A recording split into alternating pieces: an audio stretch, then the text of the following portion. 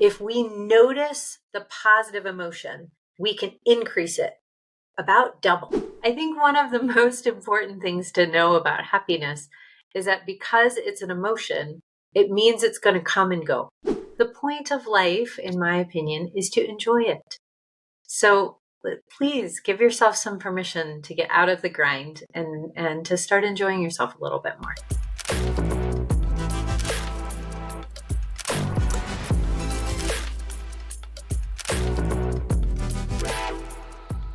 Dr. Carrie is a psychologist turned speaker and author, fondly known as the Sensible Psychologist.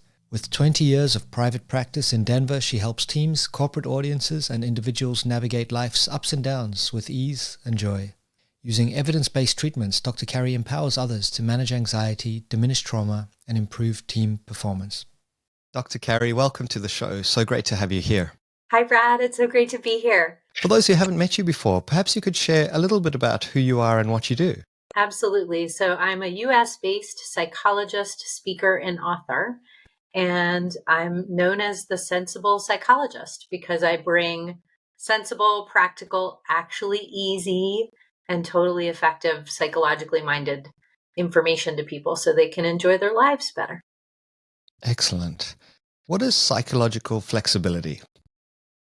Psychological flexibility is the base. It's like the foundational base of my work. And it's a term that comes out of a type of therapy called acceptance and commitment therapy. And it is all about dealing with the reality that you actually have in front of you instead of the reality that you wish has happened or the reality that you wish will happen. So it's very present focused. It keeps you from looping in either the past or in the future, and is all about accepting what is. And it's critical to know that acceptance does not mean approval.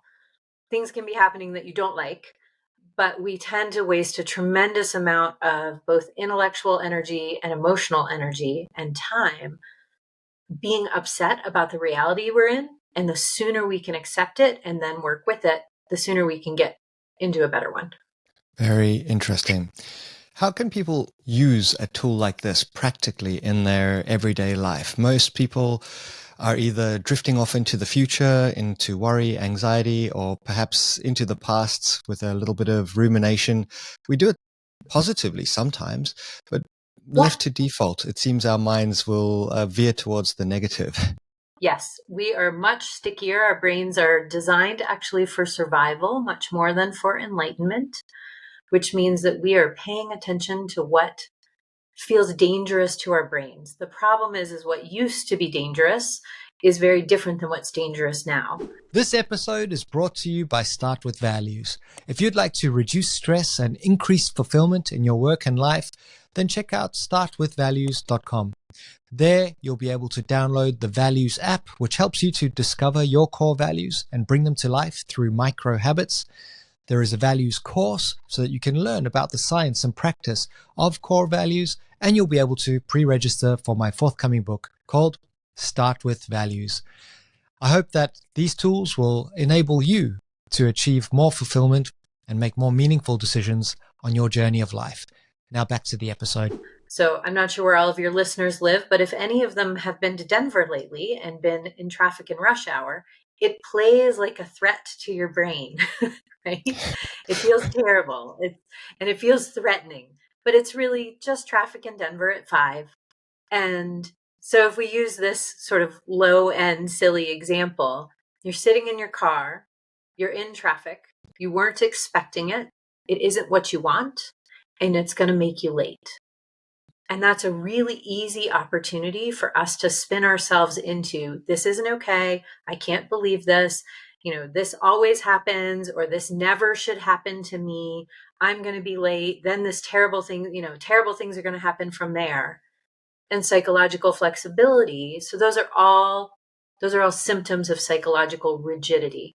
Psychological flexibility is, I'm in traffic. I wasn't expecting this. I think it's going to make me late. Is there anything I can do about it? Right? And it's acknowledging this is what's going on. Here's how I feel about it. Here's what I think about it. And then my favorite question is, what's my next best move? And sometimes our next best move is just, all right, this is what we're in. And sometimes the next best move is get off the highway, take the back roads, right? Like figure something out. So sometimes we can actually notice the reality we're in and manipulate it a little bit. Sometimes we just notice the reality we're in, and then we spend so much less time and energy and emotional expenditure feeling upset when we're in acceptance. Yes.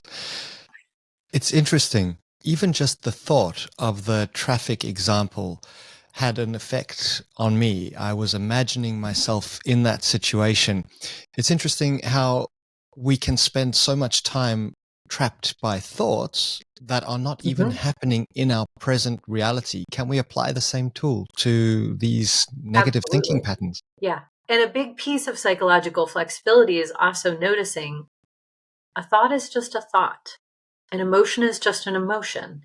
It seems like they demand a response, but actually we have a lot more agency in our lives when we are in observer role with our thoughts and our emotions than we're in total blockage of them, right?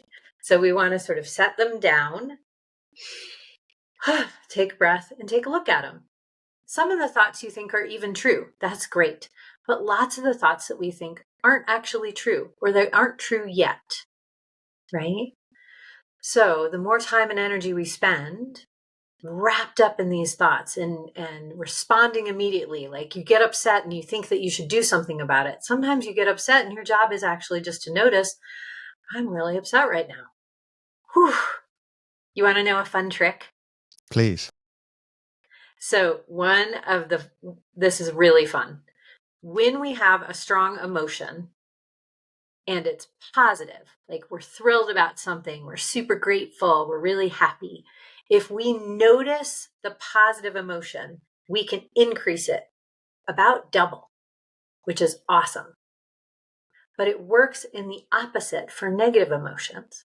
And yes, there's people who would argue that there's no positive emotions and there's no negative emotions, but come on, everybody likes feeling happy better than they like feeling mad. So if you imagine one of those negative emotions, if you just label it and name it, it cuts it by about half.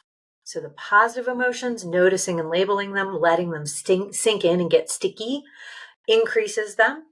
Labeling the negative emotions helps them slide off better. I love that. It diffuses the intensity just by saying, I am feeling frustrated right now. Amazing. Yep. What a good trick. Everyone out there, I encourage you to give that a try. Test it out for yourself. How important is being able to activate calm? And any tips? Is it through breath work primarily? I mean, I love activating calm, and it's not always realistic. So I think one of the problems that we have right now in our self-help industry is we have suggested to people that if they just think their way into things, that life will always go their way. And then they feel like failures when inevitably life has ups and downs. And so a big piece of my work is helping people normalize, like some days are great. Some days are not any fun at all. And sometimes you can't be as calm as you want to be, but there's definitely some tricks to help increase calm and at the very least get you back into your thinking brain so that then you can make a decision instead of just reacting to something. Yes. We were talking earlier on about boundaries and bullies. Yeah. I'd love to unpack that because it sounds like an incredible concept that you've designed. Well, thank you. I have this idea that, and this was brought to me by my daughter, actually. She came home one day, this was several years ago, and showed me a video of a young woman. I think it was a TikTok. And it was a young woman and her hands were on her hips and, she's standing really powerfully. And she says, I set a boundary. I told them no. Right. And she looks furious. And I said to my daughter, I started kind of cracking up and she's like, Mom, boundaries are really important. And I was like, yeah, but that's not a boundary. That's just a video of somebody being a jerk. And So then we started talking more about this, and I said, boundaries aren't supposed to be a shove out when you've had too much.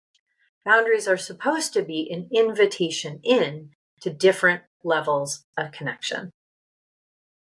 And so I came up with this idea that I call the boundary castle, which is thinking about yourself and your life almost like it's a giant castle, and you're the king or queen of your castle. And who gets to go where and why, right? Like, and sometimes people who you would think would be people that you would welcome into your second story, they're actually folks who should belong in the courtyard. And sometimes, I use the example, not everyone should be in your bedroom. That's not where your accountant is supposed to be. It's not that kind of party.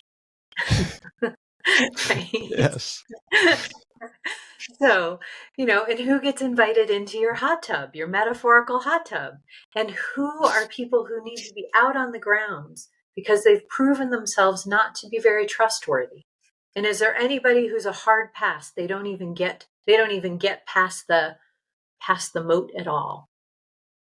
But it gives you a visual, and it also gives you some languaging, because you can then think in your mind, right? Like, oh, I know why I'm so uncomfortable around this person. They're trying to push their way through the front door, and I actually want them on the grounds. Mm-hmm. And so then it's a matter of figuring out, how do you set the boundaries with them, and what do they sound like? It's so powerful because you're not saying exclude people. It's just provide a level of access that's comfortable and safe for you. And some people might be able to, enter the boundary walls, come through the front gate. But as you say, they're not in your bedroom. And a way that people do end up in your bedroom is through your phone. I mean, if you pick up your phone first thing in the morning and start scrolling, your accountant very well might be in your bed with you at 3 a.m. Uh-huh. Yeah. So it's about being discerning. And it's about being discerning, and it's less judgmental. So I grew up in the United States. I grew up and down the East Coast. And in the South, which is where I went to high school, my Yankee New Yorker parents who'd come down to Virginia were very different than a lot of my friends' parents. So most of my friends wanted to call people by their last name. There was Mr. or Mrs., right? It wasn't Bob and Barb. And my parents would say, like, call me Bob. And they'd be like, okay, Mr. McCrudden, and they'd be all tense about it. And I had a good friend in high school who she was not just a second story friend. She had her own side of the bed and her own toothbrush, right? She stayed at our house all the time. And we had very much a more the merrier kind of house. And we had very strict boundaries around things like respect and kindness and timeliness and school performance. But my brother and I could have as many, people over. My mom just needed to know if it was more than 3 people after school, because then she would change what she was making for dinner. Very welcoming, very much, sort of a pile of teenagers at the breakfast table most weekends. My friend who had her own side of the bed and her own toothbrush, I went upstairs in her house 5 times in my whole life. I never called her dad by his first name, not even after I was married and had become a mom myself. Like, they were much different, more formal Southern family. There's nothing wrong with either one. Our parents didn't necessarily understand each other's boundaries very much, but nobody was in judgment. It just was like, well, at our house, it's a pile of teenagers at the breakfast table.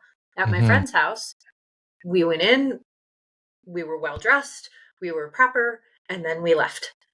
It was just more contained. And that was actually awesome. Yeah.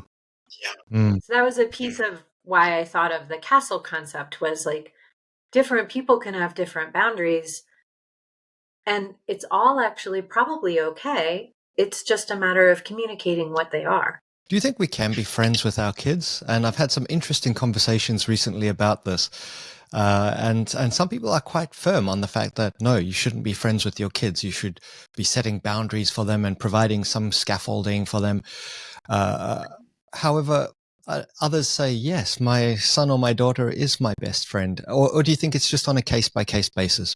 I think it really depends, but in general, humans, not just kids, humans respond best to warm boundaries. So Yeah, if there's no boundaries at all, kids tend to get very anxious and they have very low self-confidence, which is kind of interesting. that is Kids who interesting. have very, very narrow, rigid boundaries tend to end up either sort of collapsing or they end up quite angry and then they push out. So this notion of having some limits and also giving folks enough choice to develop. So, and Yeah, wouldn't you say that the boundaries with kids are different at different ages? this is very true. Very true.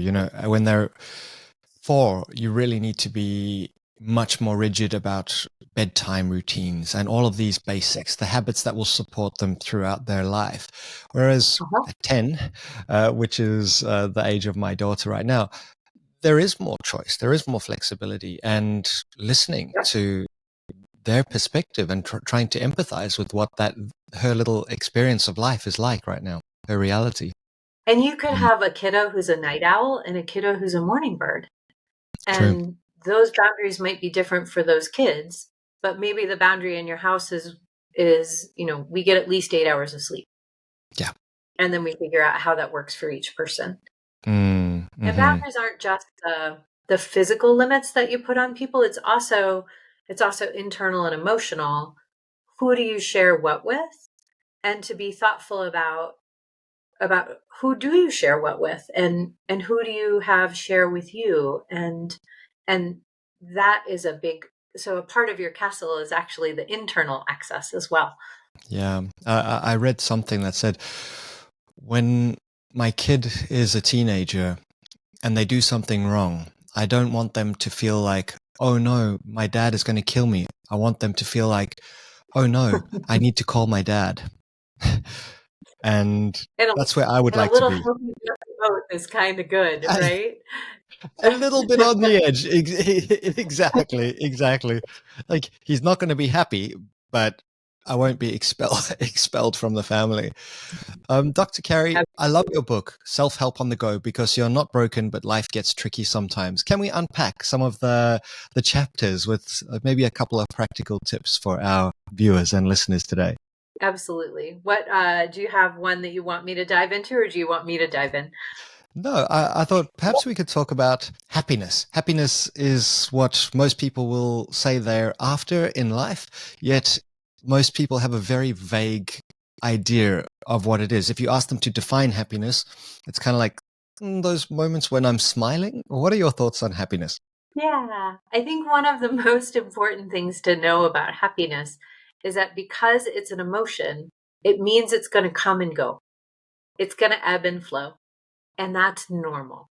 So, most of the time, almost all the time, we're getting positive, negative, and neutral input from the world, and we can be getting positive, negative, or neutral input from inside our own minds. So, I think of happiness as when you have that, there's an embodiment to it. It's a lighter feeling. You tend to have a smile on your face. It tends to be a feeling that you're enjoying so much that you wish that it won't go away. And often it's about being in relationship with other people. So sometimes it's about doing something that makes you happy, and sometimes it's about being with someone that makes you happy. Yes. And not expecting and not confusing it with pleasure. For example, the pleasure I might get from fast food, which is transient, extremely transient, or from Yep. scrolling a feed and receiving a couple of likes on my latest Instagram post. That's slightly different. Yeah, that's not actually happiness. Happiness is more connected than that. It is less transient. I like that word. Great. We've spoken about calm, which is the one of the first chapters. We've spoken about shifting emotional state. How about communication? How can we improve our communication? One of my favorite quotes is, an entity is defined by the nature of its connections. And I thought that's such an interest. It was actually used in technology, but I thought it really applies to us as well. When we have fewer connections with others, many of us start to feel isolated, and communication is a big part of that.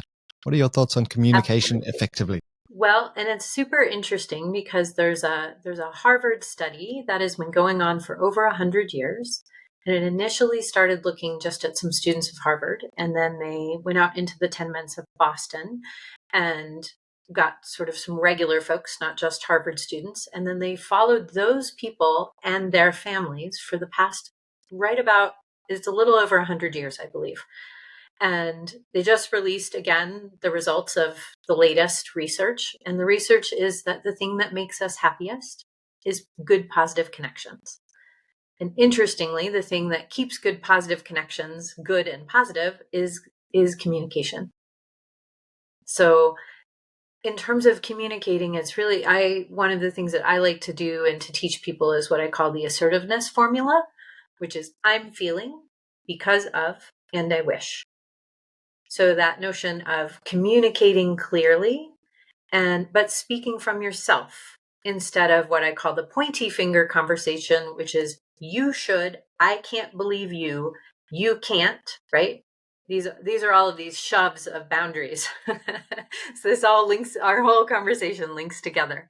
But that notion of I'm feeling because of, and I wish, and you can obviously mix that around, but I actually used it this morning. I had an event for one of my women's business groups. We were going paddleboarding, and I was running late, which isn't totally me, but we have a lot going on. And so I was running late this morning.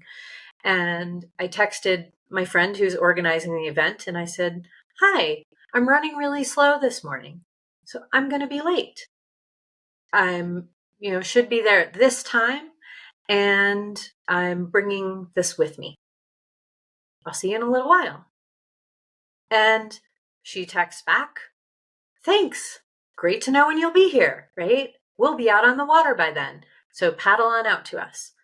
And it was lovely because it was one of those things where I didn't need to be upset or feel guilty or ashamed that I was running late. I could just communicate, "Hey, it's a Mm-hmm. slow morning this morning. I'm running late."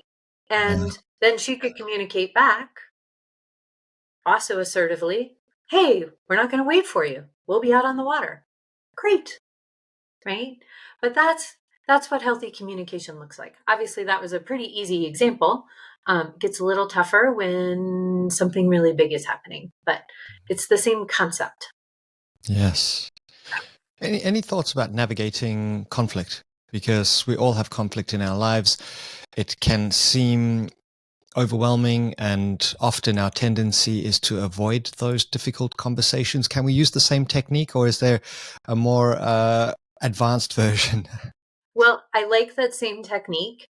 And the more advanced version is combining it with psychological flexibility, which means that my life belongs to me, your life belongs to you. In conflict, normally it means that there's something that's intersecting poorly about you and me. And oftentimes, one of the flaws or the mistakes that we make in communication is we feel like we are right and you are wrong, and everything is someone else's fault, instead of slowing down and taking a look at that psychological flexibility, which is like, what's the reality here? How have I participated in this? Where is someone else participating? And what do I want to say about it? But one of the mistakes that we've been making a lot these days is that we think that I'm going to feel more comfortable if you just behave differently, except for I can't control you. So each time I apply that dynamic to a relationship, it's very distancing in the relationship. It's also very disempowering. Because if I'm waiting for you to change for me to feel comfortable, then I'm in real trouble because I'm not in charge and my life belongs to me. Makes Does that make sense. sense? It really does make sense. Absolutely. Empathy as a competence, how important to deliberately develop that skill of trying to understand the world from someone else's perspective. I think it's very important. And I also think it's okay to sometimes say that someone's behavior just isn't okay. Like, I think in some ways we've gone a little bit so far with empathy that we're at the bookends of either, we shouldn't care about something at all, or we should care about it so much that we let really bad behavior slide. And it's actually okay to be in the middle there and to say, oh my gosh, let me figure out where this person is coming from. But it's also okay to say, like, this really doesn't work for me. You can't solve every problem. And in fact, Correct. I was reading about empathic distress, which can lead to empathy fatigue. I'm taking on so many of your issues that ultimately I'm at the bottom of the spiral and I'm not okay. I'm not sleeping at night. Maybe you feel a bit better because I've tried to solve all of your problems, but it doesn't actually work. So finding that middle way, I suppose, is the key. Yeah. And it's remembering that there's a difference between being someone's champion or rescuing people, right? Rescues in an urgent situation are phenomenal. If you're in a burning building and someone can get you out, let's get you out, right? Yeah. But if we are constantly rescuing people and taking away their agency of taking care of their own things, that's actually enabling, and that's not good for them or for you. Yeah, and some people thrive on being the rescuer because it makes them feel good. But then when someone doesn't need help, they are not there at all. So better to be a consistent companion on the journey of life who can rescue, but not always trying to solve every problem for someone else, especially in crisis situations. Yep. And this is something that we're really seeing with our children is this past generation of parents has tried so hard to pave the way for their children to make it smooth that their kids are not actually functioning when they hit their 20s, which is exactly when they're supposed to be functioning independently. So it's a really tricky balance, I think, as a parent. When do you save your kid? And when do you say, you've got this, let's see how you handle it? But actually balancing those things out and trying to strike a balance between rescuing and letting them get messy and then figure it out is actually very important to do. What about the psychological shift that's required to move from a victim mindset where the world is so difficult and I'm so overwhelmed and everything is terrible, to actually moving towards, well, I'm an active participant in this incredible adventure? Any tips or tools for people to make that shift, and how important is it? I think it's critical. And I also think it's important to remember that at some point, all of us are going to end up in victim mode. Yeah. Because sometimes life piles on and it does feel like it's happening to us, right? Yeah. Not for us. And when we're in that place where it feels like life is happening to us in a way that we don't want, it's actually really important to slow down and to shift your primary question. Because the primary question when you're in victim mode is, why me? Right? Why me? And there's a ton of hopelessness on board and you just feel sort of, oh. And when you get back into creation mode, which is what I call the opposite of victim mode, the central question is, what's my next best move? So this is where, if we circle all the way around to the beginning of our talk, this is where psychological flexibility comes in, where it says, like, let's look at what's real. Whether we like it or not, let's look at what's real. And oftentimes when folks are in victim mode, they have less resources than they need to be able to get out of it. And when folks are thriving, they often have lots and lots of resources at their disposal. So one of the first things to do, if you are finding that you are feeling really knocked down by life, is to slow down and take a look at what is real, what is really happening, what's workable here, and what feels really hard. And then how can I, then the next step is to try and get some more resources so that you can get out of victim mode. And these resources could be anything from support to a good night's sleep to some nourishing food. Yep. They could be absolutely as basic as sleep, exercise, movement, things like that. It could be as complicated as needing to change jobs or change living situations. And that sometimes takes a little while, but you'll notice a sensation of empowerment just even getting out of why me into what's happening. So even if it takes you a little while to get to that next question of what's my next best move, getting from why me to let's take a look honestly at what's happening, just that shift will typically open your eyes to more choices and resources that you have. Any thoughts on habits and how we can engage our bodies to support psychological flexibility? Because sometimes people forget that our bodies play quite an important role in how our life unfolds. We're not just brains wandering around on skeletons. Thoughts about habits and well-being? So our habits are critical for our well-being, and we are currently getting systematically sucked into bad habits, right? It's easier to buy junk food than it is to buy healthy food. And It cheaper. is easier and cheaper. It is easier to sit on your phone and be messing around with your newsfeed than it is to stand up and do something. It is easier to sit on the couch than it is to go out and go for a run. Not that I'm endorsing running, but it is of paramount importance for us to take a look at how we're treating ourselves and where we've gotten bamboozled and sucked into things that actually aren't what we want. So that notion of our phones, right? Like your comment about like your accountant could be in your bedroom, right? Because you're on your phone in the middle of the night. What the heck, right? Like phone can be out of the room. But slowing down and again, this is from an assessment, not from judgment, which is one of the central tenets to psychological flexibility, is you're not walking around telling yourself and other people that something is good and something is bad, or you're good or you're bad. It's more like, what's workable? What am I actually choosing? And where have I gotten sucked in? And so it's an assessment, not a judgment.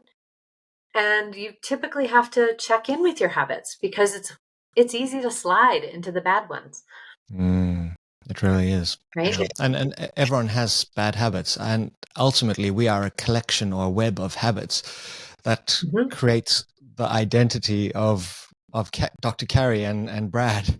And so tuning into what we're doing each day can be really important, which leads me to introspection or self-awareness. Any thoughts on practices that can help us? Because if we don't deliberately respond, we just slip back into fight, flight, freeze, or default patterns of behavior.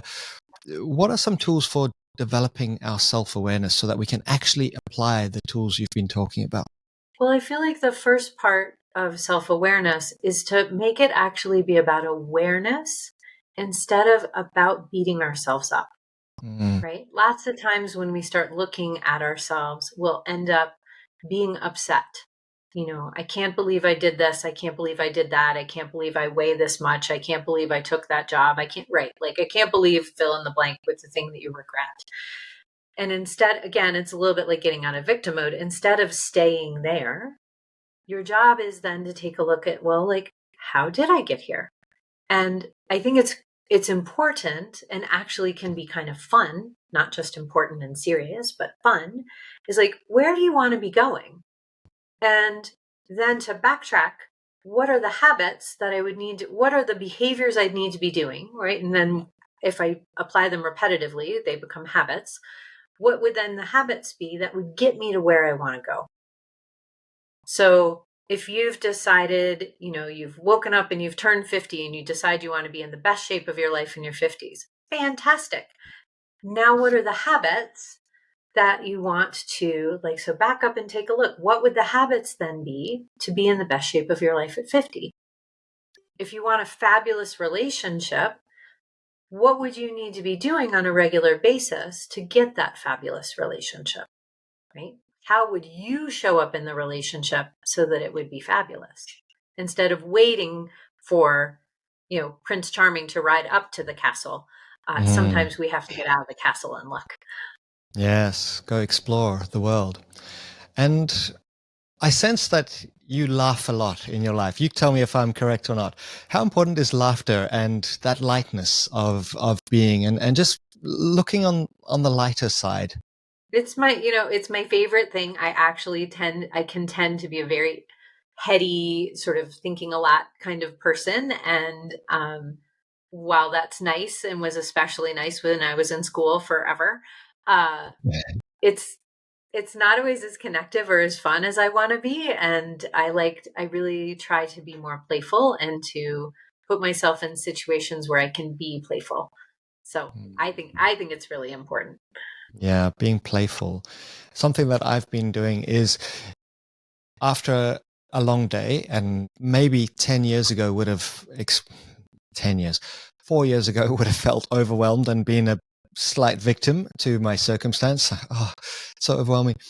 I've really deliberately reminded myself I wanted this, I created this, and it's fun. And to help relax at the end of a long day, instead of scrolling or watching something on Netflix. I mean, there's not much that's good on Netflix anymore. I don't know if you explore that, it can be quite dire scrolling through the list. It's just watching comedy and finding new comedians, and it's so much fun. And I laugh before bed, and it really helps me settle and ease my way into a relaxed state. So that's something, I don't know if you've ever done that, but maybe for those who are listening and watching, instead of just watching news, definitely not.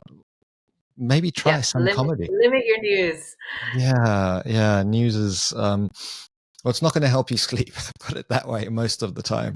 But and that's exactly you know this is a great summary of our conversation, which is that notice the things that make you feel good, Yeah, especially that make you feel good long term, right? Like not yeah, just grabbing junk food and it feels good in the moment, but hmm, what are the things that are actually building lasting contentment and positive feelings in your life, and make sure that you add them in on yeah, purpose, right? yes, Right yeah, before I got on our call, I was actually watching a British comedian. Her name is Corky something. She was hilarious, right? And her accent was marvelous, and everything about it was just so much fun. yeah, And then it just it helps boost my mood, and then here I am, and I feel boosted, which is wonderful.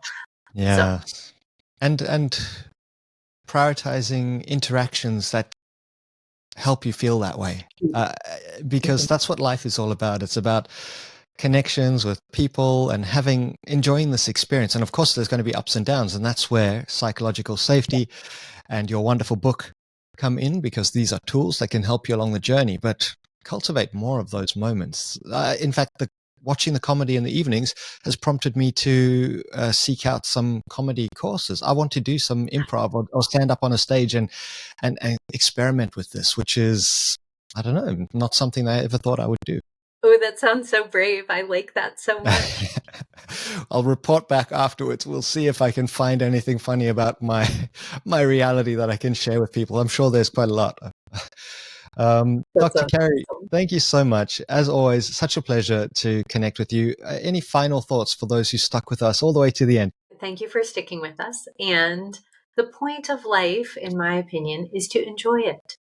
So please give yourself some permission to get out of the grind and to start enjoying yourself a little bit more. Thank you so much, Dr. Carrie. Where can people find you if they'd like to explore your work?